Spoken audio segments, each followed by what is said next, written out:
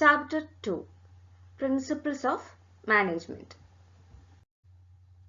എന്തൊക്കെയാണ് ഈ ഒരു ചാപ്റ്ററിൽ പഠിക്കുന്നത് നമുക്ക് നോക്കാം. ഫസ്റ്റ് ഓഫ് ഓൾ എന്തൊക്കെയാണ് പ്രിൻസിപ്പിൾസ് ഓഫ് മാനേജ്മെന്റ് എന്നുള്ള അതിന്റെ നേച്ചർ, മീനിങ്, സിഗ്നിഫിക്കൻസ്, അതുപോലെ തന്നെ ഏറ്റവും ഫേമസ് ആയിട്ടുള്ള ടൈലറിന്റെ principles, techniques of scientific management, അതുപോലെ തന്നെ ഹെൻറി ഫയോളിന്റെ പ്രിൻസിപ്പിൾസ് ഓഫ് മാനേജ്മെന്റ്. ഇത്രയും കാര്യങ്ങളാണ് ഈ ഒരു ചാപ്റ്ററിൽ ജനറിക് ആയിട്ട് നമ്മൾ ഡിസ്കസ് ചെയ്ത് പോകുന്നത്. ഇനി എന്താണ് principles of management? The concept introduction ആണ്. Managerial principle is a broad and general guideline for decision making and behavior. Management principles are not as rigid as principles of pure science. അതായത് managerial principle എന്ന് പറയുന്നത് വളരെ wide ആയിട്ടുള്ള ഒരു concept ആണ്. അതായത് കൃത്യമായിട്ടുള്ള ഡിസിഷൻ മേക്കിംഗ് ചെയ്യാൻ വേണ്ടിയിട്ട് മാനേജേഴ്സിനെ ഹെൽപ്പ് ചെയ്യുന്ന പ്രിൻസിപ്പിൾസ് ആണ് മാനേജറിയൽ പ്രിൻസിപ്പിൾസ്. അപ്പം നമ്മൾ ആലോചിക്കുമ്പോൾ സയൻസിന്റെ പ്രിൻസിപ്പിൾസ് പോലെ വളരെ കോൺസെൻട്രേറ്റഡ് ആയിട്ടുള്ള അല്ലെങ്കിൽ പെർഫെക്റ്റ് ആയിട്ടുള്ള പ്രിൻസിപ്പിൾസ് ആണോ മാനേജ്മെന്റൽ പ്രിൻസിപ്പിൾസ് നമുക്ക് നോക്കാം. ശരിക്കും അല്ല, കുറച്ചും കൂടെ ഫ്ലെക്സിബിൾ ആണ്. അതായത് ഓരോ വ്യക്തികളുടെ ബിഹേവിയറുമായിട്ട് ബന്ധപ്പെട്ടിട്ടാണല്ലോ നമ്മൾ മാനേജ്മെന്റ് ചെയ്യുന്നത്. മാനേജ്മെന്റ് എന്ന് പറഞ്ഞാൽ തന്നെ ഹ്യൂമൻ റിസോഴ്സസിനെ മാനേജ് ചെയ്യുക എന്നുള്ളതാണ് മെയിൻ ഉദ്ദേശം. So they deal with human behaviour. So അത് മാത്രമല്ല, ക്രിയേറ്റീവ്ലിയാണ് ഇതെല്ലാം അപ്ലൈ ചെയ്യപ്പെടുന്നത്. ഓരോ സിറ്റുവേഷനും ആ സിറ്റുവേഷൻ ഡിമാൻഡ് ചെയ്യുന്നതനുസരിച്ചുമാണ് ഇത് അപ്ലൈ ചെയ്യപ്പെടുന്നത്. So they deal with human behaviour. അതുകൊണ്ട് തന്നെ പ്രിൻസിപ്പിൾസ് ഓഫ് മാനേജ്മെന്റ് എന്ന് പറയുന്നത് എന്താണ്? റിജിഡ് അല്ല. പ്യുവർ സയൻസിന്റെ പ്രിൻസിപ്പിൾസ് പോലെ റിജിഡ് അല്ല. പക്ഷേ നമുക്ക് എന്ത് ചെയ്യാനായിട്ട് സാധിക്കും? ഓരോ സിറ്റുവേഷനനുസരിച്ച് അത് ഡിമാൻഡ് ചെയ്യുന്നതനുസരിച്ച് നമുക്ക് അപ്ലൈ ചെയ്യാനായിട്ട് സാധിക്കും. അതേപോലെ തന്നെ principles of management should be different from the techniques of management. ടെക്നിക്സും പ്രിൻസിപ്പിൾസും രണ്ടും ഡിഫറെന്റ് ആണ്. ടെക്നിക്സ് എന്ന് പറഞ്ഞാൽ എന്താണ്? Techniques are the procedures or methods which involve a series or steps to taken to accomplish desired goals. Techniques എന്ന് പറഞ്ഞാൽ steps ആണ്, അല്ലെങ്കിൽ മെത്തേഡ്സ് ആണ്, ഒരു സീരീസ് ഓഫ് സ്റ്റെപ്സ് ആണ്. അത് എന്തിനാ ഉപയോഗിക്കുന്നത്? To accomplish desired goals. ഓരോ വ്യക്തികൾക്കുമുള്ള ഗോൾസ് അല്ലെങ്കിൽ ഓരോ ഓർഗനൈസേഷനുമുള്ള ഗോൾ അച്ചീവ് ചെയ്യാൻ വേണ്ടിയിട്ട് ഉപയോഗിക്കുന്ന സീരീസ് ഓഫ് സ്റ്റെപ്സിനെയാണ് ടെക്നിക്സ് എന്ന് പറയുന്നത്. സോ ടെക്നിക്സും പ്രിൻസിപ്പിൾസും രണ്ടും ഡിഫറെന്റ് ആണ്. പ്രിൻസിപ്പിൾസ് എന്ന് പറയുമ്പോഴത്തേക്കും are the guidelines to take decisions or actions while practising techniques. Simple ആണ്. പ്രിൻസിപ്പിൾസ്, ടെക്നിക്സ് എന്താന്ന് പറഞ്ഞല്ലോ, സീരീസ് ഓർ സ്റ്റെപ്സ് ആണ് to accomplish our desired goals എന്ന് നമ്മൾ പറഞ്ഞു. പ്രിൻസിപ്പിൾസ് എന്ന് പറഞ്ഞാൽ എന്താണ്? പ്രിൻസിപ്പിൾസ് എന്ന് പറഞ്ഞാൽ ദ ഗൈഡ് ലൈൻസ് ആണ്. They take decisions or actions while practising techniques. Techniques ചെയ്യുന്ന സമയത്ത് എടുക്കുന്ന ഡിസിഷൻസിനെയാണ് എന്തെന്ന് പറയുന്നത്? പ്രിൻസിപ്പിൾസ് എന്ന് പറയുന്നത്. Principle should also be understood as distinct from values. പിന്നെ വാല്യൂസ് എന്ന് പറഞ്ഞ പോയിന്റ് പറയുന്നു. വാല്യൂസും പ്രിൻസിപ്പിൾസും ഡിഫറെന്റ് ആണ്. അപ്പൊ ടെക്നിക്സ് നമ്മൾ നോക്കി, സീരീസ് ഓഫ് സ്റ്റെപ്സ് ആണെന്ന് പറഞ്ഞു. പ്രിൻസിപ്പിൾസ് എന്ന് പറഞ്ഞു കഴിഞ്ഞാൽ ആ സ്റ്റെപ്സ് എടുക്കുന്ന സമയത്ത് എടുക്കുന്ന ഡിസിഷൻസ് ആണെന്ന് പറഞ്ഞു. അപ്പൊ വാല്യൂസ് എന്താണ്? വാല്യൂസ് എന്ന് പറഞ്ഞു കഴിഞ്ഞാൽ ഒരു സൊസൈറ്റിയിലുള്ള മോറൽ കണക്ഷൻസ് അല്ലെങ്കിൽ മോറൽ തിങ്സിനെയാണ് വാല്യൂസ് എന്ന് പറയുന്നത്. അവിടെ ഡെവലപ്ഡ് ആയിട്ട് വന്നിട്ടുള്ള സംതിങ് അക്സെപ്റ്റബിൾ, ആളുകൾ അക്സെപ്റ്റ് ചെയ്യുന്ന ഡിസൈറബിൾ ആയിട്ടുള്ള കാര്യങ്ങളെയാണ് വാല്യൂസ് എന്ന് പറയുന്നത്. ഓക്കെ. അപ്പൊ പ്രിൻസിപ്പിൾസ് എന്ന് പറഞ്ഞു കഴിഞ്ഞാൽ ബേസിക് ട്രൂത്ത്സ് ആണ്, ഗൈഡ് ലൈൻസ് ആണ്. ആളുകൾ എങ്ങനെ ബിഹേവ് ചെയ്യണം, ഏത് രീതിയിൽ ഗോൾസ് അച്ചീവ് ചെയ്യണം എന്നുള്ളതിന്റെ basic principles and behaviour guide lines ആണ് പ്രിൻസിപ്പിൾസ് എന്ന് പറയുന്നത്. വാല്യൂസ് എന്ന് പറഞ്ഞു കഴിഞ്ഞാൽ ജനറൽ ആയിട്ടുള്ള റൂൾസ് ആണ്, അക്സെപ്റ്റബിൾ ആയിട്ടുള്ള ജനറൽ റൂൾസ് തന്നെയാണ് വാല്യൂസ് എന്ന് പറയുന്നത്. അത് സൊസൈറ്റി അക്സെപ്റ്റ് ചെയ്യപ്പെടുന്ന, ഇൻഡിവിജ്വൽസ് അക്സെപ്റ്റ് ചെയ്യപ്പെടുന്ന കോമൺ ആയിട്ടുള്ള പ്രാക്ടീസുകൾ, പ്രിൻസിപ്പിൾസ് ഓഫ് മാനേജ്മെന്റ്, അതുപോലെ തന്നെ എങ്ങനെയാണ് ഓരോ സിറ്റുവേഷൻസിലും റിസർച്ച് ചെയ്ത ആൾക്കാർ കണ്ടുപിടിക്കുന്ന തിങ്സ്, ഇങ്ങനെയുള്ള കാര്യങ്ങളെയാണ് വാല്യൂസ് എന്ന് പറയുന്നത്. സോ നമ്മൾ ജസ്റ്റ് ഇപ്പോൾ ഒരു ഇൻട്രൊഡക്ഷൻ ഏരിയയിൽ നമ്മൾ എന്തൊക്കെ നോക്കി? പ്രിൻസിപ്പിൾസിന്റെ ഒരു ഇൻട്രൊഡക്ഷൻ പറഞ്ഞു, അതേപോലെ തന്നെ ടെക്നിക്സ് എന്താണെന്ന് പറഞ്ഞു, സീരീസ് ഓഫ് സ്റ്റെപ്സ് ആണെന്ന് പറഞ്ഞു. പ്രിൻസിപ്പിൾസ് എന്ന് പറഞ്ഞാൽ ആ സ്റ്റെപ്സിലുള്ള സമയത്ത് എടുക്കുന്ന ഡിസിഷൻസ് ആണെന്ന് പറഞ്ഞു. അതേപോലെ തന്നെ വേറെ എന്താ പറഞ്ഞത്? വാല്യൂസ് എന്താണെന്ന് പറഞ്ഞു. വാല്യൂസ് എന്ന് പറഞ്ഞു കഴിഞ്ഞാൽ സൊസൈറ്റിയിൽ അക്സെപ്റ്റബിൾ ആയിട്ടുള്ള തിങ്സ്, കണക്ഷൻസിനെയാണ് അല്ലെങ്കിൽ ഡിസൈറബിൾ ആയിട്ടുള്ള തിങ്സിനെയാണ് വാല്യൂസ് എന്ന് പറയുന്നത്. നെക്സ്റ്റ് നമുക്ക് നോക്കാം nature of principles of management. By nature, this means qualities and characteristics of anything. Principles and general propositions have been developed on the basis of observation and experimentation, as well as personal experiences. എന്താണെന്ന് മനസ്സിലായോ? Nature എന്ന് പറഞ്ഞാൽ എന്താണ്? Basic ആയിട്ടുള്ള qualities അല്ലെങ്കിൽ characteristics. നമ്മൾ എന്തിന്റെ നേച്ചറാണോ പറയുന്നത് അതിന്റെ ബേസിക് ആയിട്ടുള്ള ക്വാളിറ്റീസ് അല്ലെങ്കിൽ ക്യാരക്ടറിസ്റ്റിക്സിനെയാണ് നേച്ചർ എന്ന് പറയുന്നത്. അപ്പോൾ ഇതെങ്ങനെയാണ് ഡെവലപ്പ് ആയിട്ട് വന്നിട്ടുള്ളത്? ആളുകൾ മാനേജേഴ്സ് അല്ലെങ്കിൽ ഏറ്റവും സൂപ്പറായിട്ട് നിൽക്കുന്ന ടോപ്പ് ലെവലിൽ നിൽക്കുന്ന വ്യക്തികൾ, ഈ മാനേജ്മെന്റൽ കേപ്പബിലിറ്റി ഉള്ളവർ എന്ത് ചെയ്യും? ഒബ്സർവ് ചെയ്യും. ഓരോന്ന് ഒബ്സർവ് ചെയ്ത് അത് എക്സ്പെരിമെന്റ് ചെയ്തായിരിക്കും. അത് മാത്രമല്ല അവരുടെ പേഴ്സണൽ എക്സ്പീരിയൻസും കൂടെ ഉപയോഗിച്ചായിരിക്കും അവർ എന്ത് ചെയ്യുന്നത്? കറക്റ്റ് ആയിട്ടുള്ള പ്രിൻസിപ്പിൾസ് ഡെവലപ്പ് ചെയ്ത് എടുക്കുന്നത്. ആക്ച്വലി ഡിറൈവ് ചെയ്ത് വരെയാണ് ഓരോ പ്രിൻസിപ്പിൾസും ഓരോ ഫാക്റ്റുകളിൽ നിന്ന് ഡിറൈവ് ചെയ്ത് അതൊന്ന് ഉരുത്തിരിഞ്ഞായിട്ട് ഒരു ഐഡിയ വരികയും അവിടെ ക്രിയേറ്റീവായിട്ട് ആർട്ടിന്റെ ഒരു ആപ്ലിക്കേഷനും കൂടെ നടത്തുമ്പോൾ പ്രോപ്പർ ആയിട്ടുള്ള ഒരു മാനേജറൽ പ്രിൻസിപ്പിൾസ് അവിടെ ഉണ്ടാവുകയും ചെയ്യുന്നു. അപ്പൊ എന്തൊക്കെയാണ് നേച്ചർ ഓഫ് പ്രിൻസിപ്പിൾസ് എന്നുള്ളത് നമുക്ക് നോക്കാം.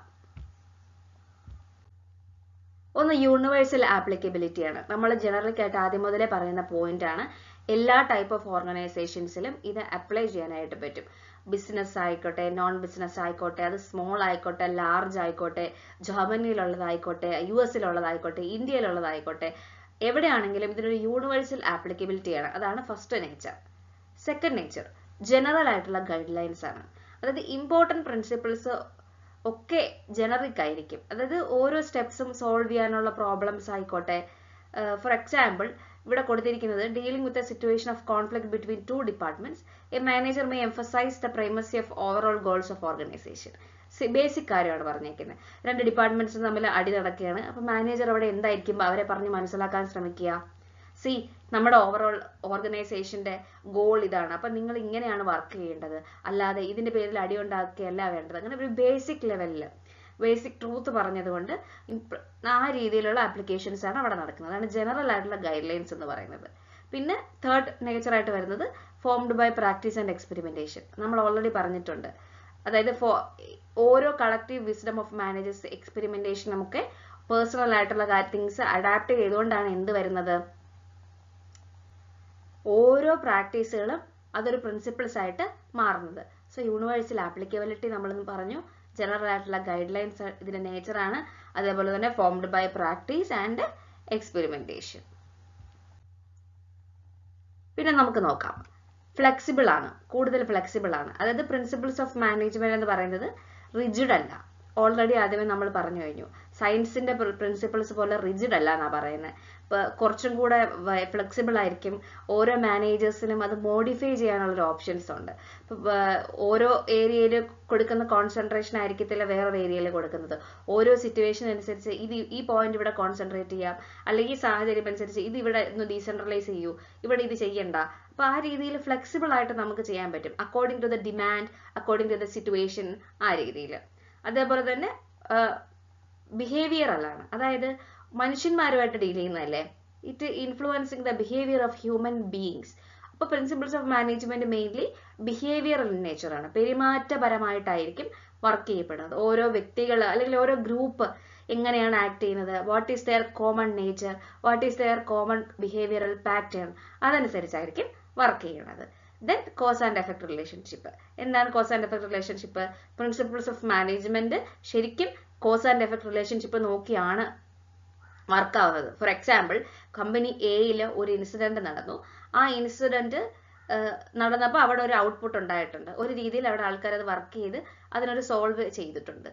ഇനി ഒരു കമ്പനി സിയിൽ 10 വർഷങ്ങൾക്ക് ശേഷം സിമിലർ ആയിട്ടുള്ള ഒരു സിറ്റുവേഷൻ ആണ് നടക്കുന്നതെങ്കിൽ അതിന് നമുക്ക് അതേ ഒരു ആൻസർ ടൈപ്പ് അല്ലെങ്കിൽ അതേ ഒരു സോൾവ് ചെയ്യുന്ന ഒരു ഇഷ്യൂ സോൾവ് ചെയ്യുന്ന രീതിയിൽ നമുക്കൊരു സൊല്യൂഷൻ കൊടുക്കാൻ പറ്റുമോ? അപ്പൊ നമ്മൾ കോസ് ആൻഡ് എഫക്റ്റ് ആണ്, അല്ലെങ്കിൽ എക്സ്പെരിമെന്റ് ചെയ്ത ഒരു സാധനം എടുത്ത് നമ്മൾ ഉപയോഗിക്കുകയാണ്. അതാണ് കോസ് ആൻഡ് എഫക്ട് റിലേഷൻഷിപ്പ് കൊണ്ട് ഉദ്ദേശിക്കുന്നത്. സോ നമ്മളിപ്പോൾ കുറച്ച് പോയിന്റ്സ് ഡിസ്കസ് ചെയ്തു. ജനറലായിട്ട് ഓർത്ത് വെക്കുക എന്തൊക്കെയാണ് ഒരു നേച്ചർ എന്ന് പറയുന്നത്. യൂണിവേഴ്സൽ ആപ്ലിക്കബിലിറ്റി ആണ്, cos and effect relationship, behavioural pattern ആണ്, ഫ്ലെക്സിബിൾ ആണ്, അല്ലെ? അങ്ങനെയുള്ള പോയിന്റ്സ് ഒക്കെ ഓർത്ത് വെക്കുക. Then contingent. കണ്ടിൻജന്റ് എന്ന് പറഞ്ഞു കഴിഞ്ഞാൽ ഓരോ സിറ്റുവേഷൻ അനുസരിച്ച് പൊട്ടൻഷ്യൽ ആയിട്ടുള്ള പ്രോബ്ലംസ് വരുമ്പോൾ സിറ്റുവേഷൻ അനുസരിച്ച് ഡിമാൻഡ് ചെയ്യുന്നതനുസരിച്ച് ആക്ട് ചെയ്യുക. Principles of management is contingent അല്ലെങ്കിൽ dependent upon the prevailing situation at a particular point of time. ഓരോ പോയിന്റ് ഓഫ് ടൈമിൽ എങ്ങനെയാണോ ആ സിറ്റുവേഷൻ ആക്ട് ചെയ്യുന്നത് അതിനനുസരിച്ചായിരിക്കണം പ്രിൻസിപ്പിൾസ് ഓഫ് മാനേജ്മെന്റ് അപ്ലൈ ചെയ്യപ്പെടുന്നത്. ഓരോ സിറ്റുവേഷൻ അനുസരിച്ച് at a particular point of time. ആ രീതിയിലാണ് ആപ്ലിക്കേഷൻസ് നടക്കുന്നത്. അടുത്ത പോയിന്റ് എന്ന് പറയുന്നത് significance of principles of management ആണ്. ഇപ്പൊ നേച്ചർ നമ്മൾ ജനറിക് ആയിട്ട് പറഞ്ഞു. കേസ് ടൈപ്പ് ക്വസ്റ്റ്യൻ ഒക്കെ ചോദിക്കാൻ സാധ്യതയുള്ള ഏരിയയാണ് നേച്ചർ എന്ന് പറയുന്നത്. സിഗ്നിഫിക്കൻസ് പറയുമ്പോഴത്തേക്കും പ്രിൻസിപ്പിൾസ് ഓഫ് മാനേജ്മെന്റ് ഡിറൈവ് ചെയ്തിരിക്കുന്നത് ഓരോന്നിന്റെയും ഉപയോഗം അനുസരിച്ചാണ്. എന്താണ് ഒരു പ്രിൻസിപ്പിളിന്റെ ഉപയോഗം, അതിനനുസരിച്ചായിരിക്കണം അതിന്റെ ഔട്ട്പുട്ട് നടക്കുന്നത്. മാനേജേഴ്സ് അവരുടെ ടാസ്ക് ഫുൾഫിൽ ചെയ്യാനായിട്ട്, അവരുടെ റെസ്പോൺസിബിലിറ്റി ഫുൾഫിൽ ചെയ്യാനായിട്ട് ഇത് ഉപയോഗിക്കുന്നു. Principles guide managers in taking implementing decisions. അതാണ് main point. Principles guide managers taking implementing the decisions. First significant എന്ന് പറഞ്ഞത് മാനേജേഴ്സിന് യൂസ്ഫുൾ ആയിട്ടുള്ള ഇൻസൈറ്റുകൾ കൊടുക്കുന്നു. Providing managers with useful insights into reality. അതായത് മാനേജേഴ്സിന് പ്രോപ്പർ ആയിട്ടുള്ള റിയൽ വേൾഡ് സിറ്റുവേഷൻസ് വന്നു കഴിഞ്ഞാൽ എങ്ങനെ ആക്ട് ചെയ്യണം എന്നുള്ള കാര്യങ്ങൾ പറഞ്ഞ് മനസ്സിലാക്കി കൊടുക്കുന്നത് ഈ പ്രിൻസിപ്പിൾസ് കൂടെയാണ്. അത് മാത്രമല്ല അവരെന്ത് ചെയ്യുന്നു, പാസ്റ്റ് മിസ്റ്റേക്കിൽ നിന്ന് പഠിക്കുകയും അവിടുന്ന് പഠിച്ച് ടൈം കറക്റ്റായിട്ട് ഉപയോഗിക്കാൻ പഠിക്കുകയും റിക്കറിംഗ് ആയിട്ടുള്ള പ്രോബ്ലംസ് വന്നു കഴിഞ്ഞാൽ അത് സോൾവ് ചെയ്യാനായിട്ട് പെട്ടെന്ന് സോൾവ് ചെയ്യാനായിട്ട് ശ്രമിക്കുകയും ചെയ്യും. അതാണ് ഫസ്റ്റ് പോയിന്റ് പറയുന്നത്. ഫോർ എക്സാമ്പിൾ ഇവിടെ കൊടുത്തിരിക്കുന്നത് ഒരു manager can leave routine decision making to the subordinates and deal the exceptional situations which require expertise by following principles of delegation. Which means daily ഒരു നടക്കുന്ന കാര്യങ്ങൾ, ഡെയിലി ഒരു മാനേജർ ചെയ്തു കൊടുക്കുന്ന കാര്യങ്ങൾ വേണമെങ്കിൽ ഒരു ദിവസം ആ മാനേജർ ഇല്ലെങ്കിലും അയാളുടെ സബോർഡിനേറ്റിന് ചെയ്യാൻ പറ്റും. ബിക്കോസ് ഹി നോസ് അല്ലേ, ഇപ്പൊ മാനേജർ ചെയ്യുന്ന കാര്യം അസിസ്റ്റന്റ് മാനേജറിന് അറിയായിരിക്കും. ഓക്കെ, ഈ പ്രശ്നം വന്നു കഴിഞ്ഞാൽ ഇവിടെ ഇങ്ങനെയാണ് മാനേജർ ചെയ്യുന്നത്, സോ എനിക്കും അങ്ങനെ ചെയ്യാനായിട്ട് സാധിക്കും. പക്ഷേ ചില എക്സെപ്ഷണൽ സിറ്റുവേഷൻസിൽ അതേ വ്യക്തി, ഇപ്പൊ റെയർ ആയിട്ട് നടക്കുന്ന പ്രോബ്ലംസ് ഒക്കെ ആണെങ്കിൽ മാനേജർ തന്നെ ആയിരിക്കും ഡിസിഷൻസ് എടുക്കുന്നത്. അപ്പൊ ചില സിറ്റുവേഷൻസിൽ നമുക്ക് പ്രിൻസിപ്പിൾസ് ഓഫ് ഡെലിഗേഷൻ അപ്ലൈ ചെയ്യാം. ഡെലിഗേറ്റ് ചെയ്യാന്ന് പറഞ്ഞു കഴിഞ്ഞാൽ നമുക്ക് വീതിച്ച് കൊടുക്കുക, താഴെയുള്ള സബോർഡിനേറ്റ്സിന് നമ്മുടെ അധികാരം വീതിച്ച് കൊടുക്കുകയാണ്. നിങ്ങളിത് ചെയ്തോളൂ, നിങ്ങളത് ചെയ്തോളൂ. അല്ലെ മാനേജർ ഇല്ലാത്തപ്പോൾ അസിസ്റ്റന്റ് മാനേജറായിട്ട് ആക്ട് ചെയ്യപ്പെടുന്നു. ഓക്കെ, സെക്കൻഡ് പോയിന്റ് എന്ന് പറഞ്ഞു കഴിഞ്ഞാൽ optimum utilisation of resources and effective administration. Resources എല്ലാം, ഹ്യൂമൻ റിസോഴ്സസ് ആയിക്കോട്ടെ അല്ലാത്ത മെറ്റീരിയൽ റിസോഴ്സസ് ആയിക്കോട്ടെ, എല്ലാം കമ്പനിയിൽ ലിമിറ്റഡ് ആയിട്ടുള്ള കാര്യമാണ്. ഒരുപാട് റിസോഴ്സസ് ഒന്നും ഒരു കമ്പനിയിലും ഉണ്ടായിരിക്കത്തില്ല. സോ അവരതിനെ ഒപ്റ്റിമം ആയിട്ട് യൂസ് ചെയ്യാം, മാക്സിമം ഉപയോഗപ്പെടുത്തി മിനിമം കോസ്റ്റിൽ അതിനെ യൂസ് ചെയ്യണം. അപ്പൊ പ്രിൻസിപ്പിൾസ് ഉറപ്പായിട്ടും ഈ മാനേജേഴ്സിനെ എന്തിനു ഹെൽപ്പ് ചെയ്യുന്നു, കോസ് ആൻഡ് എഫക്ട് റിലേഷൻഷിപ്പ് പഠിച്ച് പ്രോപ്പർ ആയിട്ട് റിസോഴ്സസ് എങ്ങനെ യൂസ് ചെയ്യാം, അല്ലെങ്കിൽ how can they take decisions in A better വേ എന്നുള്ളത് അവിടെ പഠിപ്പിച്ചിരുന്നു. അപ്പം വേസ്റ്റേജസ് ഒക്കെ കുറച്ച് ട്രയൽ ആൻഡ് എറർ അപ്രോച്ച് കൂടെ അവർ ഇത് ഓവർകം ചെയ്ത് പ്രോപ്പറായിട്ട് ഒപ്റ്റിമം യൂട്ടിലൈസേഷൻ ഓഫ് റിസോഴ്സസും എഫക്റ്റീവ് ആയിട്ടുള്ള അഡ്മിനിസ്ട്രേഷനും നടത്തും. അപ്പം ഇത് രണ്ടും പ്രിൻസിപ്പിൾസ് ഓഫ് മാനേജ്മെന്റിന്റെ സിഗ്നിഫിക്കൻസ് ആണ്. അപ്പം ഓൾറെഡി മനസ്സിലായല്ലോ. രണ്ടാമത്തത് നമ്മളിപ്പോൾ പറഞ്ഞത് optimum utilisation of resources and effective administration. മൂന്നാമത് പറഞ്ഞത് സയന്റിഫിക് ആയിട്ടുള്ള ഡിസിഷൻസ് എടുക്കാൻ ഹെൽപ്പ് ചെയ്യും. അതായത് ഫാക്ടുകൾ വെച്ചിട്ട്, പ്രിൻസിപ്പിൾസ് ഓഫ് മാനേജ്മെന്റ് പറയുമ്പോൾ തന്നെ പ്രിൻസിപ്പിൾസ് ആണ് അല്ലേ, അവിടെ ഫാക്ടുകൾ വെച്ച് തോട്ട്ഫുൾ ആയിട്ട് ജസ്റ്റിഫയബിൾ ആയിട്ടുള്ള ടേംസ് ഒക്കെ ഉപയോഗിച്ചുകൊണ്ട് എന്ത് ചെയ്യാനായിട്ട് സാധിക്കുന്നുണ്ട്, സയന്റിഫിക് ആയിട്ടുള്ള ഡിസിഷൻസ് എടുക്കാനായിട്ട് സഹായിക്കുന്നുണ്ട്. അത് കറക്റ്റ് ടൈമിൽ റിയലിസ്റ്റിക് ആയിട്ട് ഓരോ സബ്ജക്റ്റിനും അനുസരിച്ച് കറക്റ്റായിട്ട് ഇവാലുവേറ്റ് ചെയ്തായിരിക്കും സയന്റിഫിക് ആയിട്ടുള്ള ഡിസിഷൻസ് എടുക്കുന്നത്. They must be timely, realistic and subject to the measurement and evaluation. Management decisions എപ്പോഴും ബയസ് ആയിരിക്കില്ല. അവർ ആ മുൻവിധിയൊന്നും കൂടാതെ ഒരു ജഡ്ജ്മെന്റും ഇല്ലാതെ പ്രോപ്പറായിട്ട് പ്രിൻസിപ്പിൾസ് ഉപയോഗിച്ചിട്ടായിരിക്കും എന്ത് ചെയ്യുക, ഡിസിഷൻസ് എടുക്കുക. അതുകൊണ്ടാണ് സയന്റിഫിക് ഡിസിഷൻസ് എന്ന് പറയുന്നത്. It should be free from bias and prejudice. Then fourth point എന്ന് പറഞ്ഞാൽ meeting changing environment requirements. General ആയിട്ടുള്ള ഗൈഡ് ലൈൻസ് മോഡിഫൈ ചെയ്ത് മാനേജേഴ്സിനെ ഹെൽപ്പ് ചെയ്യാനായിട്ട് സഹായിക്കുന്നു. അതായത് ഏതെങ്കിലും ഡിമാൻഡിങ് ആയിട്ട് എന്തെങ്കിലും ഒരു കാര്യം വന്നു കഴിഞ്ഞാൽ പ്രിൻസിപ്പിൾസ് എന്ത് ചെയ്യും, ഫ്ലെക്സിബിൾ ആണ്, നമുക്ക് അഡാപ്റ്റ് ചെയ്യാനായിട്ട് സാധിക്കും. ഡൈനാമിക് ആയിട്ടുള്ള ബിസിനസ് എൻവയൺമെന്റ് ആണ് അവിടെ കൊടുക്കുന്നത്. അതുപോലെ തന്നെ ഇവിടെ ഒരു എക്സാമ്പിൾ പറഞ്ഞിരിക്കുന്നത് നിങ്ങൾ BPO കുറിച്ച് കേട്ടിട്ടുണ്ടോ എന്നുള്ളതാണ്. Business process outsourcing. Business process outsourcing എന്ന് പറഞ്ഞു കഴിഞ്ഞാൽ നമുക്കിപ്പം ഒരു കസ്റ്റമർ നമുക്ക് ഡെയിലി ഒരു 100 കസ്റ്റമേഴ്സിനെ വിളിക്കാനുണ്ട്. അപ്പോൾ അതിനുള്ള ഒരു ഹ്യൂമൻ റിസോഴ്സ് നമുക്കില്ലെങ്കിൽ നമ്മൾ പുറത്തുനിന്ന് അതിനെ അഡാപ്റ്റ് ചെയ്യും. അപ്പോൾ ഇതൊരു പ്രിൻസിപ്പിൾസ് ഓഫ് മാനേജ്മെന്റ് ആണ്. ഓക്കെ, നമുക്ക് ഇല്ലാത്തൊരു നോളജ് പുറത്തുനിന്ന് എടുക്കാം. അപ്പോൾ അത് പെട്ടെന്ന് നമ്മൾ അഡാപ്റ്റ് ചെയ്യണം ആ ഒരു സിറ്റുവേഷനിൽ. അതവിടെ ജസ്റ്റ് നിങ്ങൾ ആ ടേം ഒന്ന് അറിയാൻ വേണ്ടി പറഞ്ഞതാണ്, ബിസിനസ് പ്രോസസ് ഔട്ട്സോഴ്സിങ് അല്ലെങ്കിൽ നോളജ് പ്രോസസ് ഔട്ട്സോഴ്സിങ് എന്ന് പറയുന്നത്. 5th പോയിന്റ് പറയുന്നത് fulfilling social responsibility. Of course public safety അല്ലെങ്കിൽ സോഷ്യൽ സേഫ്റ്റി എന്ന് പറഞ്ഞാൽ വളരെ ഇമ്പോർട്ടൻ്റ് ആണ്. എല്ലാ കമ്പനീസും അത് മസ്റ്റ് ആയിട്ട് ഫോളോ ചെയ്യേണ്ട ഒരു കാര്യമാണ്. സോ നല്ല പ്രിൻസിപ്പിൾസ് ഉള്ള ഒരു മാനേജ്മെന്റ് ഉള്ള ഒരു കമ്പനി ആണെങ്കിൽ അവരെന്ത് ചെയ്യും? They should fulfill the social responsibilities. Management തിയറിയും മാനേജ്മെന്റ് പ്രിൻസിപ്പിൾസും എപ്പോഴും ഇങ്ങനെയുള്ള ഡിമാൻഡ്സുമായിട്ട് ഇവോൾവ് ചെയ്താണ് ഇരിക്കുന്നത്. എങ്കിൽ മാത്രമേ എന്ത് ചെയ്യാൻ സാധിക്കത്തുള്ളൂ? പ്രോപ്പറായിട്ട് സോഷ്യൽ റെസ്പോൺസിബിലിറ്റി ഫുൾഫിൽ ചെയ്യാനായിട്ട് സാധിക്കത്തുള്ളൂ. ദെൻ 6th പോയിന്റ് സിഗ്നിഫിക്കൻസ് എന്ന് പറയുന്നത് management training, education and research എന്നുള്ളതാണ്.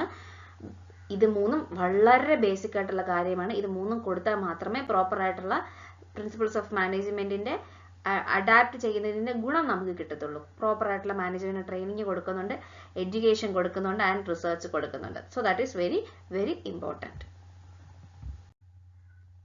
ഇപ്പോൾ അതായത് ഇപ്പം MBA പോലുള്ള കോഴ്സുകൾ, BBA പോലുള്ള കോഴ്സുകളൊക്കെ എന്താണ് ഇത്തരത്തിലുള്ള പ്രിൻസിപ്പിൾസ് കരിക്കുലത്തിന്റെ ഭാഗമായിട്ട് ബിഗിനർ ലെവലിൽ പഠിപ്പിക്കുന്നതാണ്.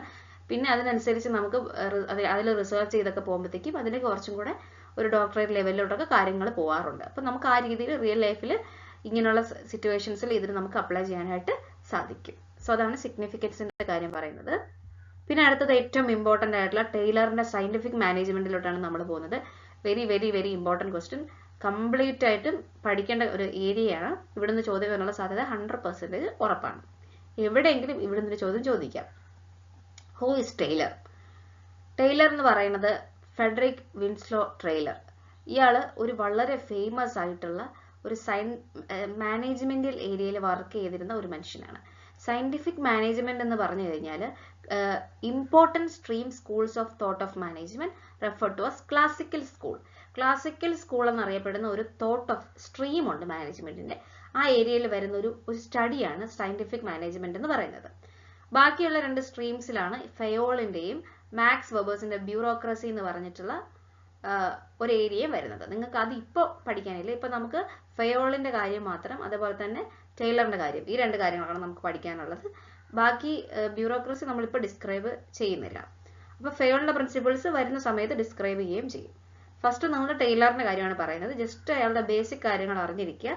1856 ജനിച്ചു, 1915 അയാൾ മരിച്ചു. അതേപോലെ തന്നെ അയാളൊരു പഴയ മെക്കാനിസ്റ്റ് ആയിരുന്നു. പിന്നെ അയാൾ ഫാക്ടറി കണ്ടീഷൻസിനെ കുറിച്ചൊക്കെ ഗ്രാസ് റൂട്ട് ലെവലിൽ നിന്ന് പഠിച്ച് സയന്റിഫിക് മാനേജ്മെന്റിൽ കുറെ പേപ്പേഴ്സ് ഒക്കെ ചെയ്ത് അവിടുന്ന് കുറെ കാര്യങ്ങൾ ഡെവലപ്പ് ചെയ്തെടുത്ത വ്യക്തിയാണ് ടൈലർ എന്ന് പറയുന്നത്. പുള്ളിക്കാരൻ മെക്കാനിക്കൽ എഞ്ചിനീയറിംഗിൽ ഒരു ഡിഗ്രി ഏൺ ചെയ്തിരുന്നു. അത് മാത്രമല്ല ഭയങ്കര ഇന്റലക്ച്വൽ ആയിരുന്നു. എങ്ങനെയാണ് ഹൈലി ഫാക്ടറി സിസ്റ്റത്തിൽ പ്രൊഡക്ഷൻ എങ്ങനെ പ്രോപ്പറായിട്ട് ചെയ്യാം, ഹൈലി ഇൻഫ്ലുവൻഷ്യൽ ആയിട്ട് എങ്ങനെ ചെയ്യാൻ പറ്റും, അതിനെ റീഷേപ്പ് ചെയ്തെടുത്ത വ്യക്തിയാണ് ടൈലർ എന്ന് പറയുന്നത്. ടൈലർ വിചാരിച്ചിരിക്കുന്നത് സയന്റിഫിക്കലി ഒരു വർക്കിനെ അനലൈസ് ചെയ്താൽ മാത്രമേ എങ്ങനെയാണ് ബെസ്റ്റ് വേയിൽ ആ വർക്ക് ചെയ്യാൻ പറ്റൂ എന്ന് അറിയാൻ സാധിക്കും എന്നാണ് പറഞ്ഞത്. അത് മാത്രമല്ല he also wanted that workers should cooperate with the management. എപ്പോഴും വർക്കേഴ്സ്, അല്ലാതെ നമ്മുടെ ട്രേഡ് യൂണിയനും അതൊന്നും ഒരു മാറ്റർ അല്ല, വർക്കേഴ്സ് എപ്പോഴും മാനേജ്മെന്റുമായിട്ട് കോപ്പറേറ്റ് ചെയ്തിരിക്കണം. അങ്ങനെയാണ് പുള്ളിക്കാരൻ സയന്റിഫിക് മാനേജ്മെന്റ് എന്ന് പറഞ്ഞിട്ടുള്ള ഒരു ടേം കോയിൻ ചെയ്യുന്നത്. അത് പ്രിൻസിപ്പിൾസ് ഓഫ് സയന്റിഫിക് മാനേജ്മെന്റ് എന്ന് പറഞ്ഞിട്ടുള്ള ഒരു ആർട്ടിക്കിളിലാണ് ആദ്യമായിട്ട് കൊണ്ടുവരുന്നത് 1911. അത് മാത്രമല്ല പുള്ളിക്കാരൻ പിന്നീട് ഒരു അയൺ കമ്പനിയിൽ ജോയിൻ ചെയ്യുകയും ലേറ്റർ അതൊരു വലിയ സ്റ്റീൽ കമ്പനിയായിട്ട് മാറുകയും ചെയ്തു. He was originally employed to introduce piece rate wage system and he died in 1915 due to a pneumonia. ഇത് ബേസിക്കലി ഇത്തരം കാര്യം ആലോചിച്ചാൽ മതി. സയന്റിഫിക് മാനേജ്മെന്റ് എന്ന് പറഞ്ഞൊരു term principles of scientific management എന്ന് പറഞ്ഞൊരു ആർട്ടിക്കിളിൽ കൊണ്ടുവന്ന വ്യക്തി ടൈലറാണ്. അത് മാത്രമല്ല ഫാക്ടറിങ് പ്രൊഡക്ഷനിൽ അവിടെ ആൾക്കാരുമായിട്ടൊരു റീഷേപ്പ് വന്നത് ഈ ഒരു വ്യക്തി കാരണമാണ്. അത് മാത്രമല്ല ആ വ്യക്തി പറഞ്ഞത് ഒരു ടാസ്കിനെ സയന്റിഫിക് ആയിട്ട് കണ്ടാൽ മാത്രമേ ആ ടാസ്ക് എങ്ങനെ വൃത്തിയായിട്ട് ചെയ്യാൻ പറ്റൂ എന്ന് അറിയാൻ സാധിക്കത്തുള്ളൂ. പുള്ളിക്കാരനാണ് എന്ത് കൊണ്ടുവന്നത്? പീസ് റേറ്റ് വേജ് സിസ്റ്റം കൊണ്ടുവന്നത്. ഇനി നമുക്ക് എന്താണ് പ്രിൻസിപ്പിൾസ് ഓഫ് സയന്റിഫിക് മാനേജ്മെന്റ് എന്ന് നോക്കാം. ബേസിക്കലി ഇതെന്ന് പറഞ്ഞു കഴിഞ്ഞാൽ റൂൾ ഓഫ് തമ്പ് മെത്തേഡിന് ഓപ്പോസിറ്റ് ആയിട്ട് വന്ന കാര്യമാണ്. എന്താണ് റൂൾ ഓഫ് തമ്പ് മെത്തേഡ് എന്ന് പറഞ്ഞു കഴിഞ്ഞാൽ, ഒരു പ്രോപ്പർ ആയിട്ടുള്ള ലോ ഒന്നും ഇല്ലാത്തൊരു സ്ഥലത്ത് ഫാക്ടറി ഓണർ ആയിട്ടുള്ള ആളുകളോ അല്ലെങ്കിൽ മാനേജേഴ്സോ അവരുടെ ഒരു പേഴ്സണൽ ജഡ്ജ്മെന്റിൽ ഓരോ പ്രോബ്ലംസും അറ്റൻഡ് ചെയ്യും. ഇപ്പം ഞാനാണ് ഒരു സ്കൂളിൽ ഞാൻ മാത്രം ടീച്ചറായിട്ടുള്ള, അല്ലെങ്കിൽ ഞാൻ വന്നാണ് എല്ലാ കാര്യങ്ങളും ഡിസൈഡ് ചെയ്യുന്നത്. അപ്പം ഞാൻ ഒരാളുടെ കാര്യങ്ങളെല്ലാം ശരിയാവണമെന്നില്ലല്ലോ, ഞാൻ വെറുതെ വന്ന് ഓരോന്ന് തീരുമാനിക്കുന്നു. ഇങ്ങനെ ചെയ്യുന്നതാണ് റൂൾ ഓഫ് തമ്പ് എന്ന് പറയുന്നത്. അപ്പം ഇതിനൊരു കോൺഫ്രണ്ട് ചെയ്തുകൊണ്ടാണ് ഈ ഒരു വ്യക്തി സയന്റിഫിക് മാനേജ്മെന്റിൽ പ്രിൻസിപ്പിൾസ് കൊണ്ടുവന്നത്. അപ്പം ഇവിടെ എന്താ ചെയ്യുന്നത് വെച്ച് കഴിഞ്ഞാൽ, one need to follow and approach who based on a method of science defining a problem and develop alternative solutions, anticipating consequences, measuring progress and drawing conclusions. അതായത് റൂൾ ഓഫ് തമ്പ് മെത്തേഡിന് ഓപ്പോസിറ്റ് ആയിട്ട് വെറുതെ വന്ന ഒരു കാര്യം decide ചെയ്യാതെ ആ പ്രോബ്ലത്തിനെ കുറിച്ച് കൃത്യമായിട്ട് പഠിച്ച് അതിന് ഏതൊക്കെ സൊല്യൂഷൻസ് ഉണ്ട്, ABC എന്ന് 3-4 സൊല്യൂഷൻസ് ഒക്കെ കണ്ടെത്തി ഓരോ കോൺസിക്വൻസസും ഇത് ചെയ്താൽ എന്തായിരിക്കും ഇതിന്റെ റിസൾട്ട് എന്ന് പഠിച്ച് ഓരോ പ്രോഗ്രസ്സും മെഷർ ചെയ്തിട്ടായിരിക്കണം ഓരോ കൺക്ലൂഷനിലേക്ക് എത്തേണ്ടത്. സോ ഇങ്ങനെ ടൈലർ എന്ത് ചെയ്യുന്നുണ്ട്, സയന്റിഫിക് മാനേജ്മെന്റിന്റെ ഫാദർ ആയിട്ട് മാറുകയും he proposed some scientific management against rule of thumb method. അങ്ങനെ he broke up human activity into small parts and found how it could be done effectively. അതായത് എങ്ങനെ productivity കൂട്ടാം എന്നുള്ളത് അദ്ദേഹം കുറച്ച് ഹ്യൂമൻ ആൾക്കാരെ പല പാർട്ടായിട്ട് തിരിച്ച് ഓരോരുത്തർക്ക് സ്റ്റഡി ചെയ്തു. അങ്ങനെ സയന്റിഫിക് മാനേജ്മെന്റ് എന്താണെന്നുള്ളത് ടൈലർ ഒന്ന് ഫ്രെയിം ചെയ്തെടുത്തു. Scientific management means knowing exactly what you want men to do and seeing that they do not in the best and cheapest way. They do it in the best and cheapest way.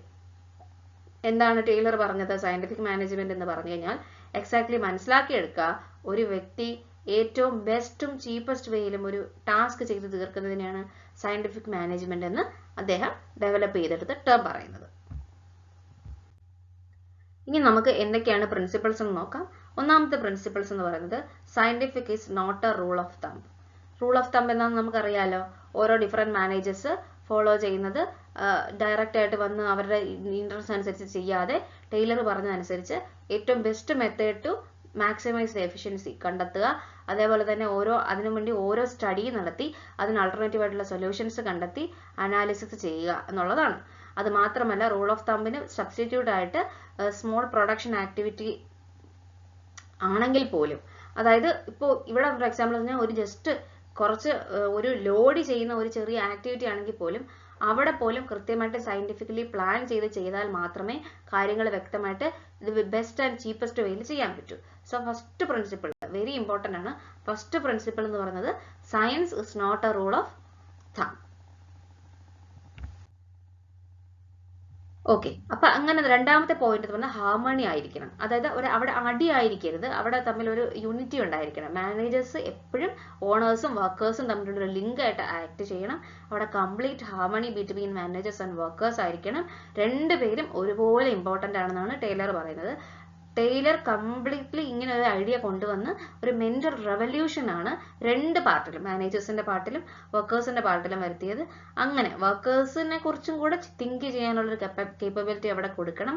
Same time management through കമ്പനിക്ക് gain കിട്ടുകയും ചെയ്യും, വർക്കേഴ്സിന് personal satisfaction കിട്ടുകയും ചെയ്യും. അതാണ് first one, against rule of thumb, not a rule of thumb എന്നുള്ളത്. രണ്ടാമത്തത് harmony ആയിരിക്കണം. അല്ലാതെ അവിടെ അടി, not discord, there should be harmony. ഇപ്പോ ഇതിന്റെ ഏറ്റവും ബെസ്റ്റ് എക്സാമ്പിൾ ആയിട്ട് പറഞ്ഞിരിക്കുന്നത് ജാപ്പനീസ് വർക്ക് കൾച്ചർ ആണ്.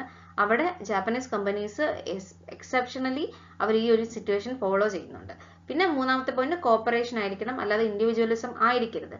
അതായത് ലേബറും അവിടെ വർക്ക് ചെയ്യുന്ന തൊഴിലാളികളും മാനേജ്മെന്റും തമ്മിൽ കംപ്ലീറ്റ് കോപ്പറേഷനിലായിരിക്കണം. അല്ലാതെ ഓരോ വ്യക്തികളല്ല അവിടെ വർക്ക് ചെയ്യുന്നത്. അവിടെ വർക്ക് ചെയ്യുന്നത് ആരാണ്? അവിടെ വർക്ക് ചെയ്യുന്നത്, പ്രോപ്പറായിട്ടും വർക്ക് ചെയ്യുന്നത് ആ ഒരു ടീമാണെന്നുള്ള ഒരു ബോധം അവിടെ ഉണ്ടായിരിക്കണം. കോമ്പറ്റീഷന് പകരം കോപ്പറേഷൻ റീപ്ലേസ് ചെയ്യപ്പെടണം. വർക്കേഴ്സ് തമ്മിലുള്ള കോമ്പറ്റീഷൻ ആയിരിക്കരുത്, മാനേജ്മെന്റും വർക്കറും തമ്മിലുള്ള കോമ്പറ്റീഷൻ ആയിരിക്കരുത്. Competition should be replaced by cooperation. Constructive ആയിട്ടുള്ള എംപ്ലോയീസിന്റെ സൈഡിൽ നിന്നുള്ള സജഷൻസ് എടുക്കുകയും ടൈലറിനനുസരിച്ച് ഈക്വൽ ആയിട്ടുള്ള ഡിവിഷൻ ഓഫ് റെസ്പോൺസിബിലിറ്റി വർക്കേഴ്സിനും മാനേജ്മെന്റിനും കൊടുക്കുകയും ചെയ്യണം.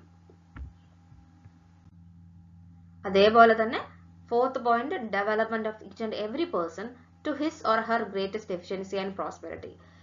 ഇൻഡസ്ട്രിയൽ എഫിഷ്യൻസി എപ്പോഴും ഉണ്ടാവുന്നത് ഓരോ വ്യക്തികളും അവരുടെ ഫുൾ പാർട്ടായിട്ട് ഒരു ഗ്രേറ്റ് ആയിട്ടുള്ള എഫേർട്ട് ഇടുമ്പോഴും എഫിഷ്യൻസിയിൽ വർക്ക് ചെയ്യുമ്പോഴുമാണ്. സോ അവിടെ കോമ്പറ്റീഷന് പകരം ഒരു കോപ്പറേഷൻ വരുന്ന സമയത്ത് തന്നെ അവിടെ എഫിഷ്യൻസി ഭയങ്കരമായിട്ട് കൂടും. വർക്കേഴ്സിന് പ്രോപ്പർ ആയിട്ടുള്ള ട്രെയിനിങ് കൊടുക്കുമ്പോൾ അവർ ബെസ്റ്റ് മെത്തേഡ് ഏതാണെന്ന് പഠിച്ച് ആ രീതിയിൽ അവർ വർക്ക് ചെയ്യും. ഓരോ പേഴ്സണെയും സെലക്ട് ചെയ്യുമ്പോൾ, ജോലിക്ക് സെലക്ട് ചെയ്യുമ്പോൾ സയന്റിഫിക്കലി സെലക്റ്റഡ് ആയിരിക്കണം. അപ്പോൾ ഓരോരുത്തരുടെയും വർക്ക് എന്ന് പറയുന്നത്, ഇപ്പോൾ for example I am very good at mentally, ഞാൻ ആൾക്കാരെ മോട്ടിവേറ്റ് ചെയ്യാനും കോർഡിനേറ്റ് ചെയ്യാനും ഇടിക്കുകയാണെങ്കിൽ എന്നെ ഇവിടുത്തെ ഒരു ലീഡറായിട്ട് നിർത്തിക്കഴിഞ്ഞാൽ ഞാൻ അവിടെ പ്രോപ്പറായിട്ട് വർക്ക് ചെയ്യത്തില്ലേ?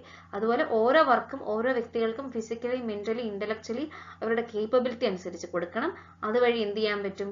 എഫിഷ്യൻസി കൂട്ടാൻ പറ്റും. ട്രെയിനിങ് കൊടുത്ത് എഫിഷ്യൻസി കൂട്ടാനായിട്ട് സാധിക്കും. സോ ഇത്രയും 4 പോയിന്റ്സ് ആണ് പ്രിൻസിപ്പിൾസ് ഓഫ് മാനേജ്മെന്റിൽ വരുന്നത്. അത് വളരെ ഇമ്പോർട്ടന്റ് ആയിട്ടുള്ള ഏരിയ ആണ്.